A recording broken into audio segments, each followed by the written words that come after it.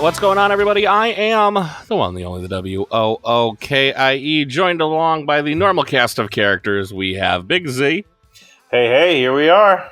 Big Z has a new microphone. It's like a real one of some sort. Oh my god, yes, I have a new microphone. Here we go. So you should be able to hear him much clearer now. I think they could have heard me fine. We have Dr. Sheep. Hey. Remember, he is a doctor. Of sheep. Or is it a sheep that is a doctor? We don't really know. We'll figure that out later. And JR.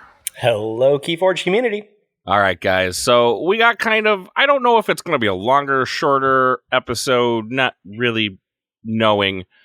We said, number one, we were going to go over Shredder. That's something we're going to do in a little bit, but we're continuing with our top 10 segment. Top 10 Keyforge live moments. Where are we starting? I believe we're starting with Mr. Z. Starting with me, huh? Okay, so my big moments from Keyforge Live.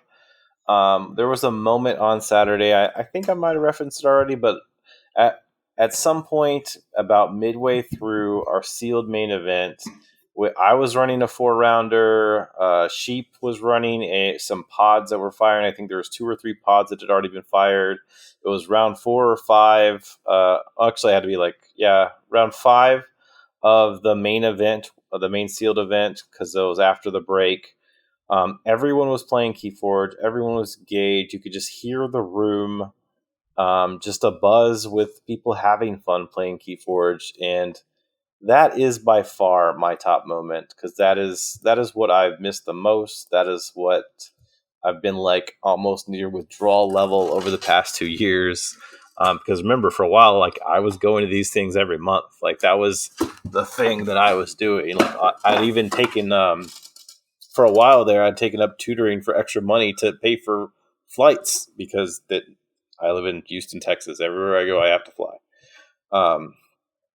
And that moment in time was pretty awesome.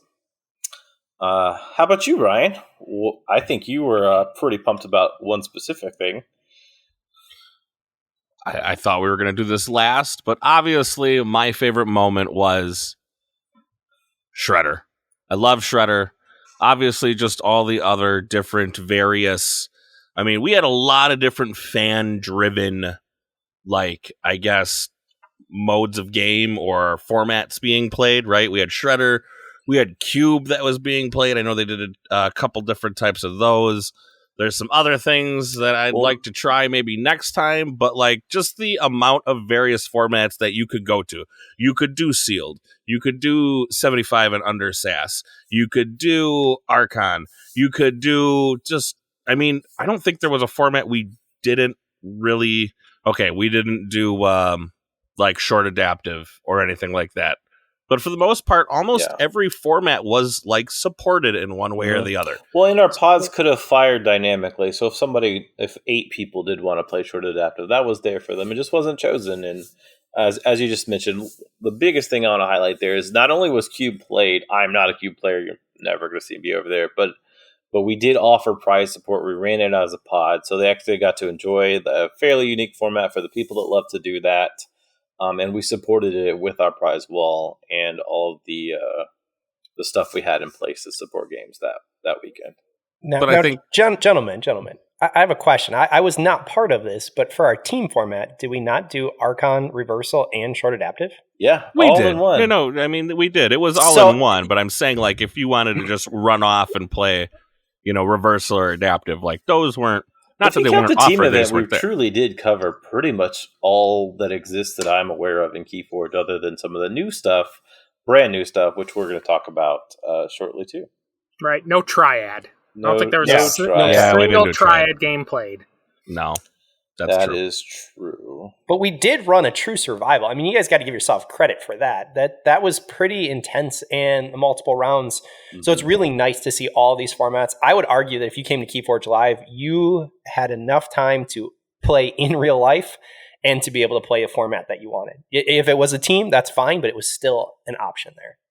For sure. And that was one of our big goals to go forward, is to really celebrate what we all love about Keyforge from this show. And I think everyone that showed up got the chance to do that. Dan, what's one of your favorite things we talked going on here? Well, going on with the formats, right? We did play sealed, and we had a massive sealed event, right? Yeah. Outside of maybe a couple of people, that might have been the most deck opened at one time. We had 84. We opened 90 buckets just in case. So we opened what's that? 270 decks that were ready to be distributed as needed to our players. So yeah, 270 cracked packs ready for our players. So that was a lot of opened in one day. And for everyone who wasn't here to see the glorious table in my basement, that table was just absolutely mounded over. And we were ripping. I mean, you just tore the box and you threw it in the middle. But it was amazing to see that many decks. And it was really, really difficult not to look at the houses or to play King Potato or to go ahead and, look at the deck list. But to be honest, there was just no time. So we did end up recording it. You guys didn't look at all of them and keep the best ones for Archon's Corner? Nope. Honestly, the amount of time this was done was that Wednesday afternoon. I think Sheep came up and we just cracked it out in a very, very quick time. I know X-Ray was here and we had to push him off the side. Like, actually, you can't see this. You're going to be in a different area. So he was in our folding table tents or something. Yep. Yeah. And it was just like, that's how it was going. There is another fascinating video of us being able to do that. But it's one of those pieces where when you're actually opening that many decks, it's a little depressing. But you don't have time to look at them. You just have to get them out because there's so much to get done in such a short period of time. Right. Yeah, I don't really get the itch to look at the decks. I've never had that problem. I'm not like overtly curious in that way, but I feel like some of us don't. Some of our team here be like, whatever, it's just another deck. Some of us don't open that many decks all at once, and so opening the decks is fascinating and like, oh, what could we get? So that's the draw. I know when you open such a wide swath of decks, you're like, look at my table. I open this routinely. To be fair, I haven't opened this box of Mass Mutation that's sitting in front of me. Fair enough. We won't call out Wookie then. I haven't. Well, I mean, I've been kind of putting it up on the Twitter. So, by the way, follow us on Twitter at Archon's Corner. I've been putting them up on the Twitter, so it's kind of been like, one here, one there, all for the sake of Keyforge on Twitter. We gotta boost up that hashtag. So, I mean, that's what I've been doing with that. I still have four Dark Tidings decks here I have to open too.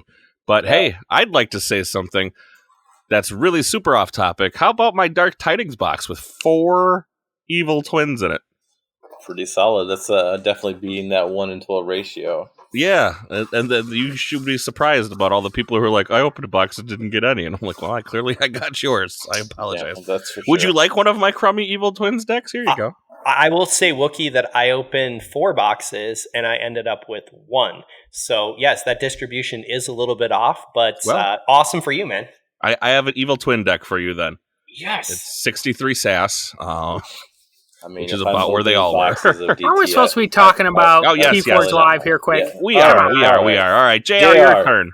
Go all right. ahead. I got the easy topic here. I am totally going ahead and hitting up our AC Live team. Huge props to everyone that was there.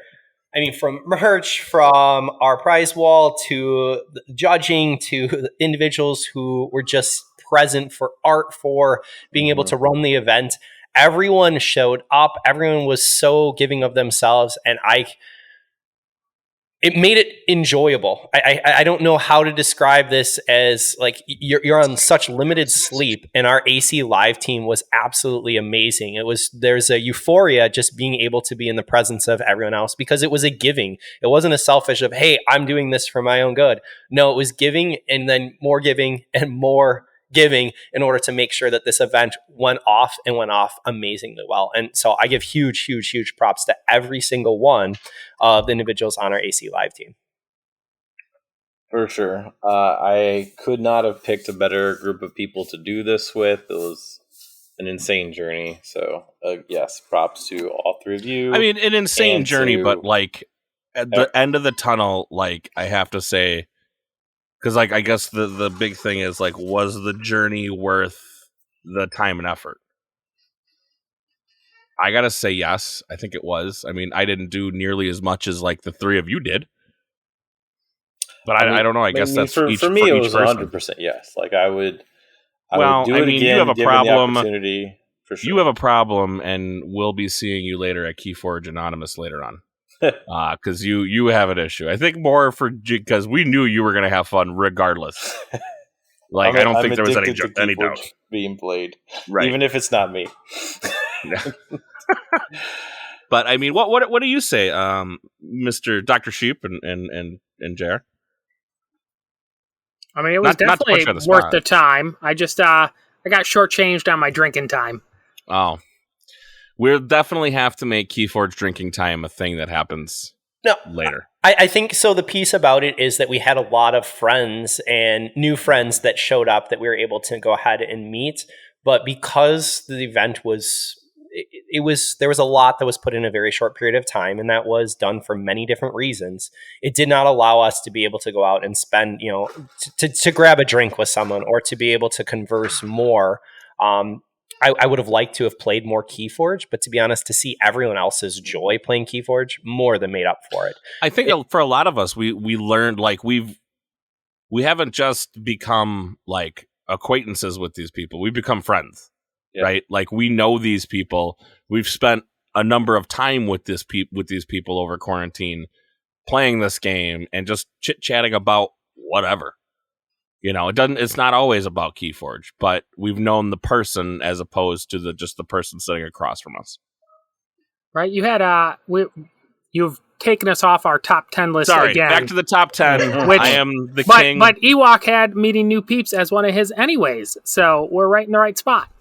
Yeah, I'll go ahead and throw that in. My other one was definitely meeting new peeps. There were people that I knew by first name, but it came actually through online that I had seen through our Chainbound. There were other people that I just knew as their Discord name. And so to be able to see them in person, go, oh my goodness, that is the face. I recognized the voice before I actually was able to go ahead and place. And I'm like, okay, I know this voice. Where is this? And so a little bit of processing time. But I love meeting new peeps. I love seeing some of our old friends. I wish I would have gotten more photos of some of you, but please know that you coming up and saying, hey, I know you from online, and just having that conversation, that's what carried me through when I had very little sleep and was like, I'm not playing Keyforge, but to see everyone else's joy and to be there in that community, that's what continues to propel me to do things like this podcast and to be active. Our community. So well done. That kind of leads into one of mine. It is just meeting up with friends that I've not seen in a long time. Like X-Ray Creator and Kurathan and Justice Blinded. We're all at the live events. I have very good relationships with all of them. 2 of them are on my team. 1 used to be on the team, and there's several more, like many more people that I have known through the course of the 2 years that I've played Keyforge. Just being able to see them again, like, not that I'm playing with them, but like just being able to say hi, have a conversation in the 5 minutes of time I can squeeze away from working. But yeah, like just to have having those talks, and then like Sunday, a couple of actually I guess it was Sunday after everything had settled, I was able to just kind of chat with a couple of them for a while, and like just to have that moment, and I mean that's a really cool thing, and I know a lot of people there at the event got to experience that a lot more than me, but getting to see the people kind of like rekindle like those talks, those chats, those relationships that were more frequent, because we used to have vaults or stuff like this once a month back in the heyday of the Keyforge world. Just getting to see all that and be a part of that again was definitely among my top 10. All right, where do we go next? Should we go? You want to go there? That's where you want to go? Or we can have JR talk about his. JR, I know you want to shove this in my face, so feel free. Go ahead. Oh man, here's your opportunity. I know I'm ready for it. I'm gonna take the high road here, Wookie, and just say that for me, having the name tags is an option. I know that not everyone wanted to use them or did use them, but it really was a way for me to not just have to worry about a name, but I was looking at that card And we made some really sweet name tags. And those name tags incorporated an actual card from Keyforge. A lot of people put their real name, and some listed their Discord name. A number of individuals listed both. But for me, the idea, seeing it in person, seeing that it wasn't cumbersome and kind of getting in the way of Keyforge because it was a very short tag and off to the side, it was very, very special. Just seeing how people chose their cards, or they were searching for it and kind of talking and going, oh, that card represented a piece of them. And so to be able to connect the game with their own, personality was really, really special. So for me, I actually held on to mine. I had Collector Worm that grabbed out, and that's what I'm on for TCO. So I had some fun with it, but it was available to those who wanted it. And if you didn't, that's okay too. But I think that it turned out better than I had anticipated, and it met all of my expectations. So I kept my 2 badges too. I had gotten a second one because I left one in the room at some point in time and didn't want to go back. So I have an Interdimensional Graft badge and I have a Lord Invidious badge. So I was happy with both of them. I don't have a badge. Ryan, did you make a badge? I made 2. Well, I just put a card behind each one because mine kept flipping on me, so people didn't know who I was. So I used NARP, and I couldn't find a bone saw, so I grabbed the one card that gets a bad rap that should be unerrated Bait and Switch. Oh yeah, trash card now.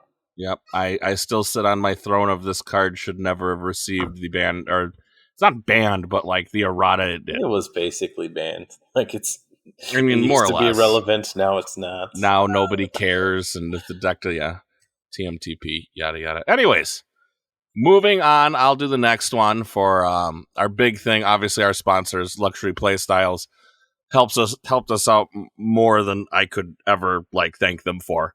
From prizing to just straight money to help us fund the event. This is a company that you should 100% be supporting because they are supporting Keyforge in every way imaginable. I mean, you have to remember, he doesn't just do Keyforge. He does a lot for Magic. He does a lot for D&D. He does a lot of different things, but yet he chose Keyforge to support. So I think we need to give them over at Luxury Playstyles a little more of our support because he's been doing it early on. Job. I don't a lot of people don't know, but a long time ago, Decks of Keyforge used to run online tournaments before KFPL did. He supported with gift vouchers back then. Luxury Playstyle supports KFPL, supported Keyforge Live, and looks to continue to support our game. And that is something that almost no company out there is doing. And especially barely at all. And none of them are doing it at that level. And some could argue even the home company because it supported that much. And even being able to see Ian, who showed up from Luxury They had an Playstyle, employee come. Correct. That was awesome, and you had a different personal presence. Ian both played and was able to be there for some Keyforge adventures and taking photos. So it's great to have someone who's part of the community, very active. So we really appreciate that. Obviously, just to all the people who funded us on GoFundMe, that was just a gigantic help to kind of offset a lot of the costs.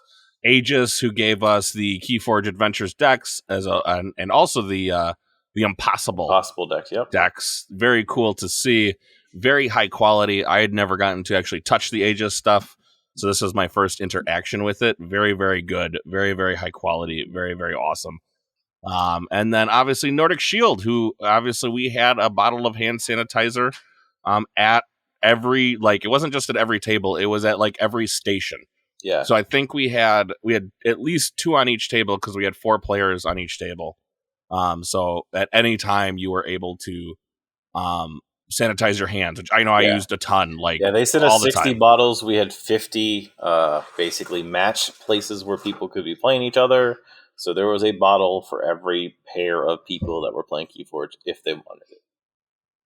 Yeah. So big thank you to all of those people. Thank yous, and it was a lot of fun, and I just appreciate the help. Mr. Dan? All right, one of my favorite moments was our Judge Duncan just absolutely controlling the floor there. This was on the sealed day, right? So there was 84 players going, Yep. and he absolutely controlled this fire drill that happened. Because right in the middle of the round, we had a fire drill. Yeah, So, 3. so everybody had to get up, leave their tables. We talked about it a little bit on the last cast, I believe, but Duncan's absolute control of the situation really kept it from becoming a disaster that it could have been. Like, that was definitely our biggest hassle we had to deal with. We didn't have gem repairings going on. For the most part, everything scanned well. Like, the whole event really went off very smooth, even with a fire alarm going on, because our Judge Duncan absolutely controlled it. Yeah. And if you want to hear more from Duncan, or if you want to hear a more controlled version of recapping some Keyforge Live, you should go listen to co-organizer Sydney Steele, or SC Steele, over on Help from Future Self. She's been recording about that, and she has Duncan on this week. So go over there and listen to their show too. For sure. Z? All right, well, I'm going to finish up with, I mean, it's not exclusively a live thing, but one of our collective top 10 moments for the four of us is, in the end, we didn't all go bankrupt or broke. It was still a negative, it was still an investment on our personal income to do the thing, but it was within a range due to all of the support, the GoFundMe, the donors, the people just showing up to play. It wasn't as big of an expense as it could have been, and we've already thanked all of those people. We are beyond grateful for the support of the community, and our wives didn't kill us. Yes, so, Mrs. Ewok thanks you dearly. So thank you. Yes. So yeah, that was a big positive to end the whole experience for me, because not only am I not dead, I mean, who knows? I could be alive to do this again one day. I mean, to be fair, you brought your family with you. That's true. So, That's true. I mean, Jay, if I was worried for any one of us out of the crew, it was JR. No, Mrs. Ewok is very, very understanding. We do have a budget, and that's what we work on. But to see the joy that came, this easily fulfilled that idea of money that I have for, my birthday, for my ability to be able to toy around with items. It means a little less Keyforge and, buying physical product, but the end result is, if others are having fun, that's what we need right now, is to be able to build this community. So my wife was very understanding. And not even just the monetary, you can replace money in the end, but you can't replace the time spent on how much, I don't even, what do I want to say? The total hours invested in the involvement of just putting this together within, 8? I mean, it was probably 7 weeks, 7 weeks total. It was under 8 weeks. It was it's a huge time investment, and not everybody has that time, and you guys did it, and I don't know what else to say. I couldn't have been happier with how it went off, and I hope you guys feel the same. Yeah, for sure. We'll see what happens in the future. But while we're waiting, go ahead. I was gonna say, coming up, we're gonna get into Shredder a little bit. It is my favorite format. You guys got a little bit about KFPL Oubliette, which will be starting up on August 29th. Dan, Z, I guess Z would probably be the person who probably knows the most about this, right? I'm waiting to hear what I'm supposed to be playing. So Oubliette is going to be August 29th, same time. It's going to be 11 a.m. Eastern. We changed up a few things to make things a little shorter. This one is actually on a Sunday due to some scheduling conflicts of the internal KFPL staff. So 11 a.m. on a Sunday. It's going to be 5 rounds Swiss. Top cut will be X1 or XO. And then the new format. So Oubliette came out, I think, shortly before live happened. So I was obviously distracted in preparing for that.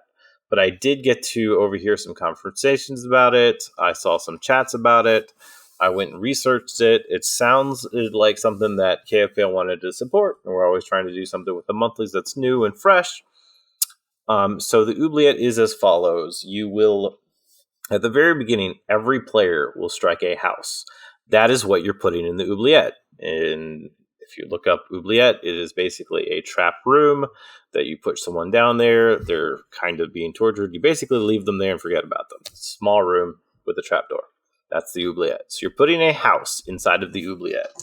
You and your opponent cannot play the oublietted house, the struck house, for the duration of the tournament. So that's the decision. Like, this is where some people aren't sure where that comes in. That decision is made at the beginning of the tournament when you submit your registration. So, like, if I don't want to play with or against Unfathomable, I will choose Unfathomable, shove them in the oubliette. Neither of the 2 decks that I'm going to submit, nor the 2 decks that my opponent are going to play can be played with that house. But as far as me goes, if I choose Unfathomable, neither of the decks that I play with can actually have Unfathomable. So I can't actually choose a house that I put in the oubliette at all. And so when I go up against a player, if I have one deck has Logos and one deck doesn't, and my opponent chose Logos to put in the oubliette, I have to automatically not play the Logos deck and then play the other one. Occasionally, you'll run up against a person where none of the houses in your decks, or y'all have the same house in the oubliette. Then you can pick whatever deck you want to play, and you go. So you'll play 5 rounds that way, and it'll cut to top X1, XO, and then you'll finish single elimination. Basically, it is a highly suggested thing so that your 2 decks don't match a house. Because if they do match, say both of my house decks have Dis. If my opponent put my Dis in the oubliette, that means both of my decks are struck, and I automatically lose that round. So it is definitely not recommended for your 2 decks to have the same house shared at all. And that is how it'll go. Sound fun, guys? I haven't got to play in it, but I've got a lot of positive feedback about it. But again, I'm running this, so again, I will not get to play in it. So, okay. All right. I was listening and trying to make sure I heard this correctly. So, you're going to have 2 decks, right? I will submit 2 decks to play, yeah. You will bring 2 decks to the party. Yes. Okay. So then, at the beginning of my round with said opponent, we both choose a house. No, at the beginning of the event, you chose a house. You chose a house. So here's I'm working on my strategy now. So I'm going to choose Saurian. I do not want to have to play against Saurian decks. No right? dinos. Which means, so I'm not going to bring decks that are bounce centric, right? Because I'm not bringing bounce cards. Yep. Right. So this is my theory. What I'm going with. So I'm not going to bring bounce centric decks. Oh, okay. I get it now. I'm going to say you can't play Saurian. So I'm going to play Charflare, which is a Brobnar Mars on Tame deck, right? Mm-hmm. And then I'm also going to bring something absolutely silly like Donovan, which is a Dis. What is that word? Dis Logos Shadows. Dis Logos Shadows, right? So I have no house double up. So no matter what they block, I will have a deck live. Yep. And I'm not playing with decks that have a bunch of bounce cards. So I'm not, so that's why I got rid of Saurians. And that's basically my strategy, right? Like when you pick your 2 decks, if you know you're weak to a house, you can then block the house. Yeah. Right. Okay. So the same thing, like you could also say, I'm going to block Dis and then, not need artifact control as much, or the same thing. Maybe you won't have to worry about Infernus. You don't play have to all the pips. Yeah. Yeah, or get rid of Untamed, and then you don't have to worry about Heart of the Forest decks or double Fangtooth decks. You also that's a lot. Most rush decks in almost every set have Untamed sprinkled in them. Right. Right. If you don't want to deal with a Quixelstone, you can just say, well, you don't get to play Star Alliance. Okay, I got a little confused on the striking of the house. Yeah, the so striking house you cannot play these house against me. And you can't submit decks that have that house. Yeah. Okay, so my deck, so if I choose Saurian, for example, none of my decks can have Saurian. Mm-hmm. And I'm not going to be playing, and none of my opponent's decks will have Saurian. Well, here's the piece. You don't want to put Saurian in because you're automatically striking it. So why would you put Saurian in your 2 decks? Then it means that you can't play that. And if your opponent chooses one of the 3 houses from your other deck, you automatically lose. Yeah. So that's the reason you're not putting Saurian in if you're banning Saurian. Right. So there was a discussion where, internally we could have decided to force players to have both houses not match any houses, but we are allowing them to do that. So if someone wants to roll the dice and have like Mars in both their decks, they can do that, but they're basically gambling that none of their opponents for their day is going to strike Mars. And hey, that might be a good gamble. I don't know how high Mars is up on people's strike list, but I doubt it's very high. Or like, how many people are actually going to strike Brobnar? Like, Brobnar pretty much is the worst house. So like, there could be some gambling. So I don't know if people are going to gamble, but we do have a disclaimer and a note in our form when they register that it is recommended to have unique houses across both decks. But it is not forced. So after I've thought about this, I think I want to switch my strategy to banning Star Alliance and then bringing 2 bounce-heavy decks. And then just Rex Saurians. Maybe. Yeah, Rex Saurians, right? Rex Sanctum, too. Yeah, there's a lot of bounce stuff that could be good, but I don't know. Like, do you really want to bounce any anything? Like, I don't know. Yeah. So what I think has been interesting, because I've been watching this format, I've been going ahead and looking up.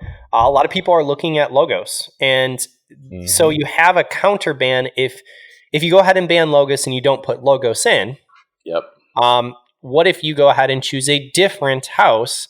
And so the counter, again, being the meta, you can think about, well, I won't play Logos, and that has a drastic impact on your efficiency in your deck. But having other decks then that can go ahead and do some wonderful things. Sheep, you listed 2 decks that would, with the common ban of Logos, they're going to do very, very well. But honestly, maybe I go ahead and don't put Logos in, and then you ban something like Unfathomable. So there is some real strategy ahead of time on being able to ban a house and think what is going to cause the biggest problem for your 2 decks that you're bringing. And I highly suggest, like Sheep went through, if I'm looking at banning a house, what is that house known for? Then what can I counter with? Yeah. So that's the way that I would highly suggest people to look at it and think about and go through the process. Well, not only that, you can go over to the Patreon right now, check out our, I believe, what did I just put up? It was either the sealed. No, this wasn't the sealed. The survival deck rankings. And find out what the most, or just listen to the last episode and you can find out the top 10 most played cards, which we basically found out was Dis and Logos. Yep. Like, Logos dominated that top 10 board, I'm pretty sure. I think they had 7 of the top 10. Oh, and then Dis had the most. And then Dis had the other 3. The single card. And Infernus is the meta. So if you want to knock somebody out of the meta. We've been living the Infernus meta for a while now. Yeah. So I'm just saying, Dis and Logos sound like good houses to ban. Maybe.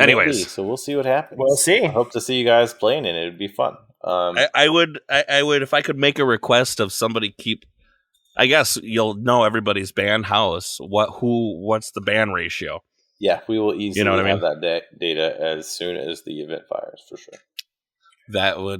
That's going to be a fun little bit of information. So anyways, let's move on into the main part of the show, which is Shredder.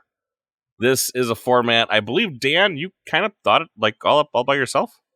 Yeah, I mean, we'd even talked about this a little bit before. It originally started off just being Creeping Oblivion's effect being permanent. That was my original starting place, right? Like, what if your Creeping Oblivion didn't just purge a couple of cards for the game, but purge them for life? For life. For life. And right. What is that beautiful card, Creeping Oblivion? Is it discard? You want to actually be good for our radio friends? So it's like purge a couple of cards out of discards? Oh my goodness. I don't know. What does it do, JR? Like, I can't remember that far back. Creeping Oblivion, Amber Pip, play, choose a discard pile, purge up to 2 cards from the discard pile. Oh. Yeah. That's so it it? was right. It's like an uncommon out of Coda. Okay. I think it And showed up only again in Coda. AOA. It's a rare. Now it's a rare cheese. So that that deck was, or that card was interesting, but then the thought of what about permanently modifying decks, right? Because it is definitely a strategy with Infernus out there in the world now where you purge your own cards to make your deck more efficient. And my thought was like, wouldn't it be a cool format to both try to purge my cards to make them better or purge your cards to eliminate your strengths? And I was thinking about like a double elimination style format so you had a reason to try to improve your deck. So I was trying to think about how do you do it and make it strategic. And then as we were talking about it at Keyforge Live, we were spitballing ideas and it became, well, what is the Shredder? Which is maybe a little less about strategy and a whole lot more about having fun. Heck yeah. Well, because I was talking, like, just brainstorming with Dan, too. I was like, you know what? It's going to be a format tomorrow. Here we go. Give me the rest of the rules. It's going to be a pod. Let's do it. Yeah. Also, how do you turn it into a 3-round pod, right? Yeah. Because my format, double elimination, 8 players, it's a lot of rounds in truth. It is not a pod. Mhm. It is a big, serious event with strategic decision-making, and we needed to turn it into a furious pod. So we tried this. So we the first thing we did was come up with what Shredder was going to be. And, he was basically just Creeping Oblivion. And we're like, well, that's probably not going to be enough cards. So we upgraded Creepy Oblivion to be able to shred 1, 2, 3 cards from discard piles, right? Because we're like, need to shred more cards. And from either person's pile. Because we only got 3 rounds. So let's start up. And then it's like, well, what if they don't have cards? Well, why not just random off the top of the deck? We'll just shred. We'll just shred at random. So we added that. And then we're like, well, we also don't want people to be able to shred the Shredder because that kind of ruins the whole thing. Yeah. So we made them shred-proof. And then we ran an event, 3 rounds, with only 1 Shredder in the deck. And at the end of that, I had everybody tell me how many cards they had left. And people were averaging like 26 cards left after 3 rounds. And I'm like, this is not what Shredder is. These are way too many cards after 3 rounds. So then, on a tight time format, we decided to play what we, at that time, called Super Shredder, which was we put 3 Shredder cards in, 1 for each house. And then at this point, it was also getting late, so we played 25-minute rounds, so it was Super Shredder. And Speed Shredder. yeah, well, it was Yeah. Super Speed Shredder. They played that, and at the end of that 3rd round, there was 1 player with as little as 6 cards left, and then I think the most was like 12 or 18. And I had 11. yeah, I had 11. and that's when we're like, yes, this is the format. Plus, the group that we had as our playtest group kind of rolling in and out, which did include some organizers and family of organizers, they definitely had the glee in their eye when they were tearing up cards. There is a definite... You could hear them yelling across the event floor. Like, it was pretty great. There's a definite satisfaction when you're like, yeah, give me those. And you just know, like, oh, that too much to protect? You no longer get that. And it just goes in this pile of trash. So as part of that screaming little teenage girl with joy as I was ripping up cards, I will go ahead and say the first 2. So I played in 2 different Shredder events. That was Sunday. I was finally in it down where I'm like, I just need to play some games. I was extremely frustrated. Can we say that? Extremely frustrated that I could not draw my Shredder card in the first 3-round event. It was the bottom card, the second bottom card, and then the third game I just got wiped. And so I think, Wookie, was I playing you? And I'm like, in the 3rd game, I just auto-piloted it and said, I'm adding in another Shredder card so I can have 2 Shredder cards going against Sheep because, why not? And both of those cards were together, and I never got them in game 3. So that was probably the most depressing part of Shredder, and we corrected that with the 2nd round when I got a brand new deck, and that was each house gets their own Shredder card. So, and even then, to be fair, you didn't get to shred a lot of cards. Hey, no. In that 2nd round, I ended up with 9 cards, and the only reason I ended up with 9 cards is because 3 of them were artifacts, and so they were out. And you couldn't go, like, there was no artifact destruction from my opponents. So at one point, I actually had an archive, and I only had 4 cards in my hand. So that was something, is that I could only play Shredder. my Shredder, and you couldn't cycle back through. So it was a lot of fun. I remember Cloggin going ahead and doing a great piece where he took my card and he spiral shredded it, so it was in a spiral format. There was just a lot of fun. I mean, I had a opponent who asked, "Hey, I want to save this for something else. Can I start where I will do the rip and you'll just finish?" Sure. So like people were super generous of like, if you want to save this, if you want to go ahead and make it momentum, awesome, go for it. But other people are like, whatever, that deck is gone and you just shredded it however you wanted. And it was a lot of fun to see and to rip. This deck had no life, had no purpose. It was just sitting in a box and it was completely neglected. And all of a sudden it brought more joy with lack of sleep, and to play Keyforge again and to go, okay, how can I go ahead and protect this? How can I go ahead and make sure that I don't have this card shredded? How can I cycle this card back so I can get to my shredder quicker? Well, there's also some definite like weird things you have to think of, because like round 1 is very different from round 3. Because now all of a sudden you're thinking about, well, if I shred this card, like depending on where you sit in the game, if you're winning or losing, like I want to win the whole tournament. I might need this person to win game 2, right? So now you got to think about that, because there was a time where I think it was either the first or second, or I think one of the two. Z's son decided to take all of my Ember control and shred it. Which made round 2 and 3 a big bore. And I was like, and not only that, because now, I'm like, oh, that was my entire Ember control in my deck. And then all of a sudden I see some cards in his discard pile. I'm like, you want to get my Ember control? Cool, I'll take yours. And just ripping that. And like, there's definitely that like, I felt the sting of all that gone, but I get my redemption because now I'm going to get to rip 3 of your cards that you needed. So how does that feel? Like, I don't know. It was just, it's a weird format, and I can't explain the emotions that go into it, because they have no like, I'm trying to find the words for this one. Like the emotion that goes into it, like, at the end of the day, it's not a big deal, but like, You felt the blow, but now you're getting to deal back the blow, right? Like you're getting your revenge, and it's just it's a weird feeling. I don't know. You gotta play it to find out. Be pretty cool ripping up somebody's like Infernus or their Dust Pixie or their Too Much to Protect or like anything crazy like that. Their Control the Weak, like right, gone. It's just gone. Yes, but when you were playing these decks, most of these decks, they might have had 1 or 2 good cards per house. They were not rocking it by any means. No.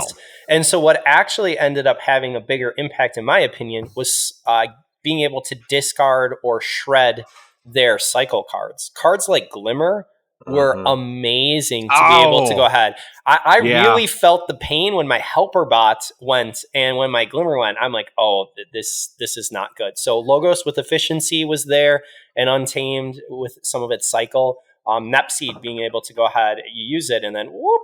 So some people, definitely a thing. There was a lot of shredded Glimmers. Yeah. Because these were my trash decks we were playing with, and I had a lot of AoA in there. I remember Little Z playing the Glimmer on me to get back his shredder. I was like, wait, what? No! I'm like, and there goes the rest of my deck. All right, cool. I think the most interesting thing in my mind that came from shredder format is like, yes, we're playing with the trash decks or whatever, but like the thought puzzle behind it is, if this was an actual floor, like a bigger event with an actual prize that people could bring their own deck to, what would you bring to Shredder in a format that you're bringing a deck that you want to win the format, but you also know you're destroying the deck? You're never playing with this deck again. Like, it's gone. That is the most perplexing thing to me as far as what could come next. I think this should be a thing that exists. I want it to be a thing that exists. Because now because that was, you and I were talking about that. I'm like, you have a good point. Like, what do you take? My mind is so perplexed and energized at the thought of that. It's like, obviously I want to win the event, right? So I need something that can, punch. But then it has to be able to somehow resist shredding. I have to be okay with never seeing this thing again. Yeah, it's like there's so many factors. So my little mind was working here. Go ahead, Sheep. Bring a rush deck that wins before they can shred you too bad? No. Because I had. What happens at round 3 when you're shredded so bad? I will tell you, when I was shredded, that's what happened. I had a deck that actually had the ability to rush, and it did well in rounds 1, and then it decreased in round 2. The key pieces were taken out. So in my opinion, you bring a deck that, frankly, you don't care about. It's poor, but it does, again, see some logos. It sees cycle.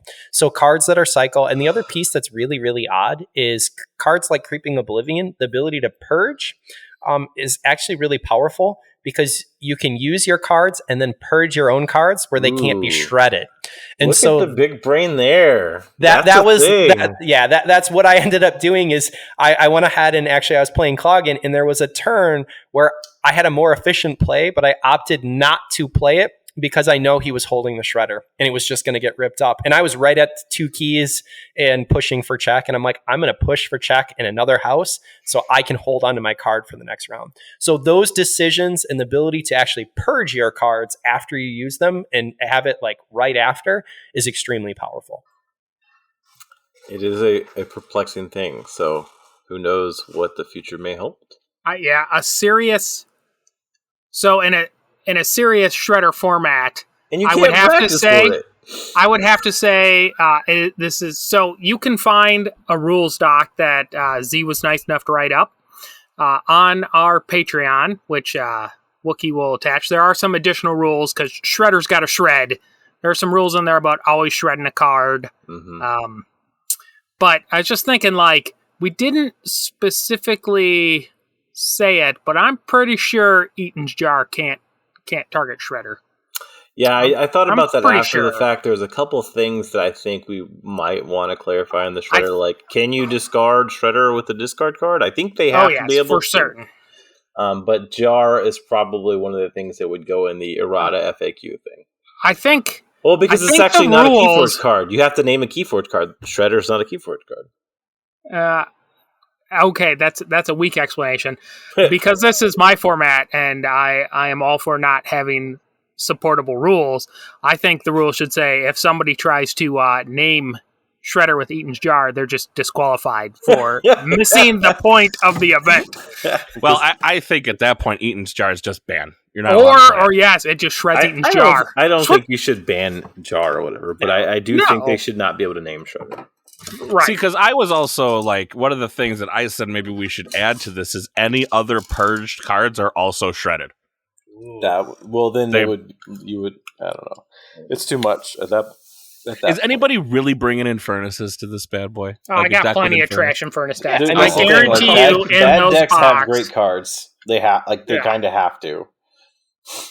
Because I was saying anything that actually purges a card, like you said, actually purges the card. We saw some pictures from some other people who already ran an event. I'm pretty sure I saw a ripped in half Help from Future Self. I think I did, yeah. Yeah. So, like, there are real good cards that are going to get tore up. And Infernus is definitely one of them. I don't know. This is not a written in stone format still. We got 4 or 5 pods run, 3 or 4. Mm-hmm. I don't know. We ran 8. I think it was closer. I think it might have been 5 for sure. At least 4. So we ran some pods. Even the document that Z wrote up has some little rule changes from the last time we ran it there. Yep. But it is a format that can still be built upon and improved. So if you're running Shredder and you get some ideas on possible improvements, you can send them our way, and I will choose to ignore them as I see fit, because the point of Shredder is to shred. And just to have fun. Yeah, it's just shred it up. Anything that says you could just set the cards out of the way instead of actually tearing them up will 100% be ignored. That is not Shredder. That's not Shredder. I mean, we're not playing Barney here. We're playing Shredder. Yes. Barney's the format for next time. And then we also found out how much of a hoarder Z's sister is because she kept all the cards. Oh my god. She did. She's like, "Can I keep those?" I'm like, "Sure." She was planning an art project with torn up Keyforge cards. Oh, really? Yeah, she was reusing them. Oh, well, right, she just told me she was going to tape them back together and play the decks. Oh, Z has a plan to do something with a bunch of Archon cards from proxy decks and the decks that got turned into name tags. I told him what to do. You glue them onto the wall of your bathroom and use them as wallpaper. So I have my mat wall, which has white space where mats can't fit. So I think if I attach them together and laminate them, I can actually use them as wallpaper. So I do want to address an elephant in the room. I know that some people were having a conniption fit. They were having a heart attack in regards to us ripping up cards. First of all, FFG loves this because it makes you buy more decks. Number two, there are unloved decks. I used to be someone who you're going to use every deck. No, the end answer is you're not using every deck. There are some decks that just sit off to the side. And this format isn't going to be for everyone. We see it with other CCGs, other living card games. There's just cards that you'll open a whole pack for, and you could honestly care less about 99% of the cards. Sometimes even the full piece, you're like, yeah, that happened. That's what Keyforge is in this case, is that there's some decks that they're not going to see the love. And so you can get that love out of two ways, in my opinion. You can play sealed against a friend who's there. So bust open 2 decks, you play it. But afterwards, even after playing sealed, you just got smashed with this deck. It's not bad enough for reversal. And so there is this gap of decks that are just meh. And that's where Sheep just put those decks into a box. And part of the joy from this is not even thinking about, hey, what deck do I need to bring to lose? It was reaching into a box and grabbing a random deck and not caring. And so maybe you're not the person who has a large enough collection for that you have extra decks. Maybe you are. And if you're the person who doesn't have those decks, hopefully a friend in your community does, or talk to someone on one of the Discords, because there are a plethora of decks that are out there.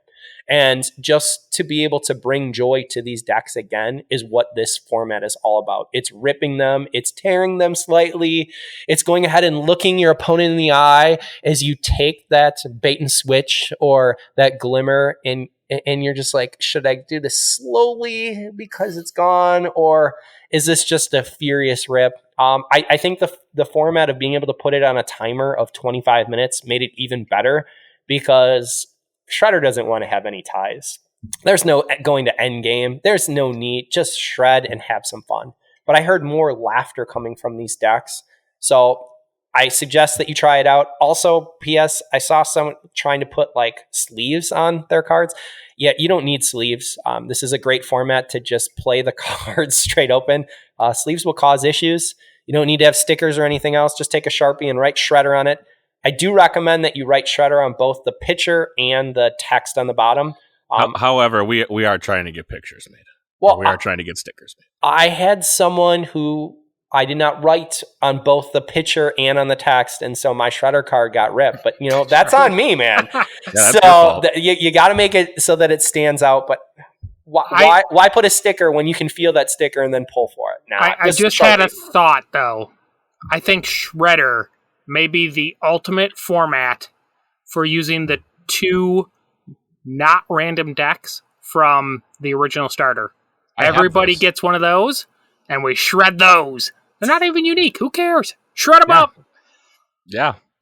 That being said, I do want to start the YouTube series with Mr. Dan called Win It or Bin It.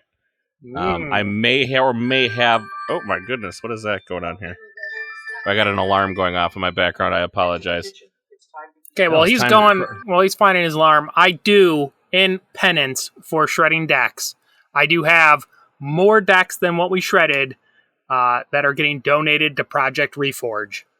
So I don't just throw away decks. I am sending off 120 or so decks for Project Reforge as well. So some of my trash decks are off to find another life with new Keyforge players. Don't worry, Dan. I have plenty of trash Keyforge decks that I am willing to donate to Shredder. Maybe one day you and I will do Win It or Bin It, where it either wins or it does find a actual Shredder. I may or may not have bought this said Shredder already to do said thing. but we'll find out sooner rather than later. If you guys want to find all of the, quote unquote, early version of Shredder Rules, that is available over on our Patreon. It is free. Also, the pairings, the survival rankings and deck lists, like I said before, they're all up and ready for you. You just have to click on the little Google sheet that's there, and it'll take you there. So, with that being said, we're running out of time. Mr. Z had to run. So, JR, what we got for final thoughts today, my man? Play Keyforge, stay safe. I know that Delta variant's becoming very real again, so make sure that if you can play in real life that you're safe and that you and your opponents are both in agreement. But play Keyforge, have fun, whatever format that is, whether that's Cube, whether that's Shredder, whether that is Triad, the list can go on. Play online, play in person, and have fun playing Keyforge. And Dr. Sheep, what you got? I actually got a little bit of a queasy just thinking about shredding Dark Tidings decks. Because you could be shredding somebody's evil twin match that they really want to have their own pair. And I may shred it. You know what? Let's win it or bin it. I'm bringing my DT. All right, that's going to do it for us this week. Thank you guys all for listening, and we'll see you next time.